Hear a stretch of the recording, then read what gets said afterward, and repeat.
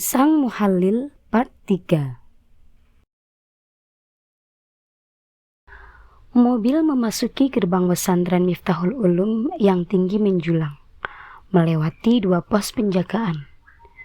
Dari dalam mobil, Sekar menyaksikan pemandangan yang membuatnya rindu akan kampung halaman. Para santri putra hilir mudik sambil menenteng kitab. Sarungnya melambai ditiup angin. Sementara dari arah berlawanan, para santri putri membentuk beberapa gerombolan.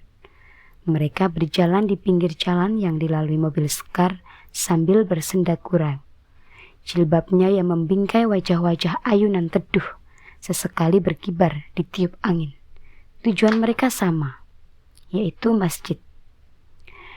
Di depan sana tampak bangunan masjid yang besar dan megah, sudah dipenuhi santri yang membeludak.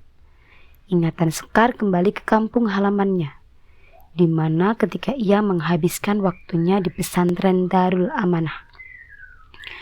Setiap sore rutin mengikuti ngaji bandongan atau ngaji kuping. Para santri putri akan berbisik-bisik dengan pipi memerah setiap Gus Hamzah datang sambil menenteng kitab untuk mengisi pengajian, menggantikan sang abah yang berhalangan. Sekar tidak akan pernah lupa. Sosok tampan idaman seluruh santri putri Darul Amanah itu berjalan dari dalam menuju masjid dengan diiringi tatapan kagum oleh seluruh santri putri.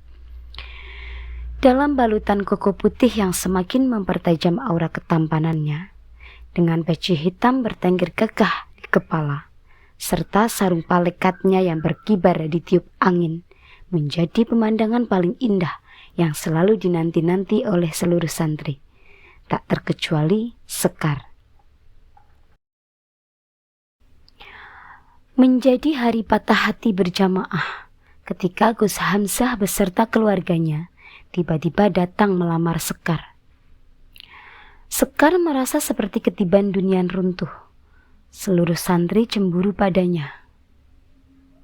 Kenangan yang sangat membekas di hati Sekar tersebut harusnya menjadi kenangan yang sangat indah, kalau saja tidak ada peristiwa yang membuatnya kehilangan segalanya.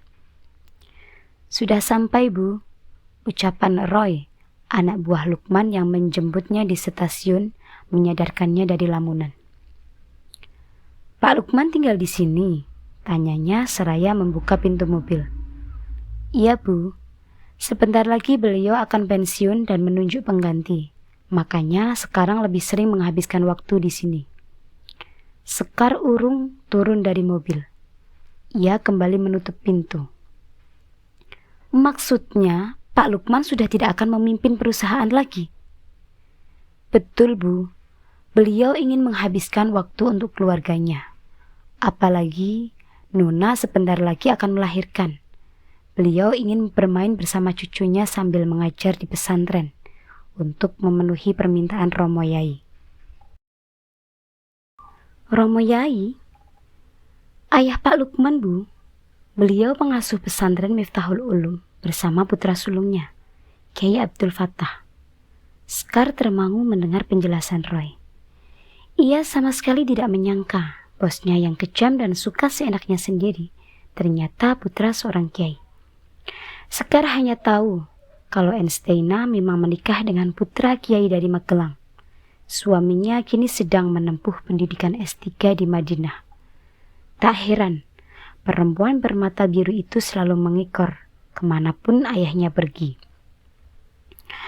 Sekar turun dari mobil begitu Roy membukakan pintu untuknya, dan langsung disambut suasana teduh di sekeliling.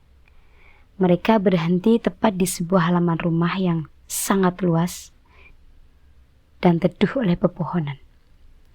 Tak jauh di sana, tepatnya di depan masjid yang ramai oleh para santri, terdapat sebuah lapangan yang sangat besar yang difungsikan sebagai helipad. Kopernya biar saya bawakan, Bu. Bu Sekar langsung masuk saja.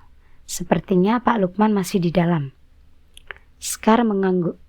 Setelah menyambar tas tangannya, ia langsung berjalan melewati halaman yang sejuk tersebut.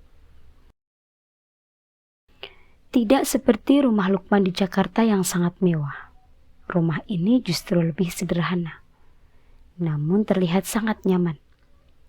Tamannya bukan jenis taman yang didesain arsitek terkenal, seperti taman rumahnya di Jakarta. Tidak pula tersentuh perawatan mahal dari tangan-tangan profesional. Namun, Sekar dapat merasakan jika taman sederhana yang dipenuhi berbagai macam bunga tersebut dirawat dengan sepenuh hati oleh orang yang benar-benar mencintai bunga. Ia tahu karena ibunya dulu sangat menyukai bunga. "Tante Sekar!" Sebuah teriakan khas yang sangat dikenalnya terdengar dari teras rumah. Sekar tersenyum lebar melihat sosok cantik yang selalu merayunya agar bersedia menjadi mamanya tersebut. Namun, senyuman Sekar seketika musnah, tergantikan raut panik begitu melihat Enstena berlari ke arahnya sambil merentangkan kedua tangan. "Ina, jangan lari-lari, kamu lagi hamil," pekiknya. Dan ternyata tidak hanya Sekar yang cemas melihat Ina berlari-lari dengan perut besarnya tersebut. Di belakangnya, sang eyang juga ikut mengejarnya sambil berteriak cemas. Tak mengindahkan kecemasan orang-orang, Enstena langsung memeluk Sekar erat.